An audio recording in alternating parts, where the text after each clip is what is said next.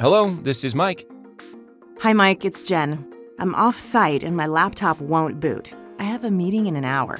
Can you help? You bet.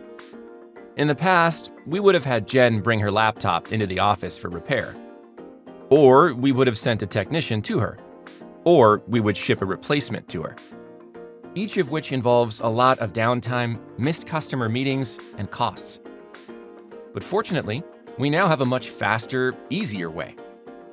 Hey Jen, I'm going to connect to your PC to see if I can troubleshoot what's going on. How are you going to do that? I can't even access my login screen. You have an Intel vPro laptop.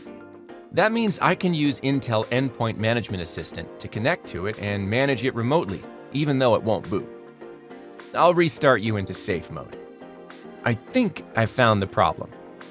It looks like a Windows update might not have installed correctly. I'll remove the faulty update now. Let's try a normal reboot again. Hey, it worked. You're a superhero, Mike. Well, it's a lot easier when you have the right tools, like Intel vPro and Intel EMA.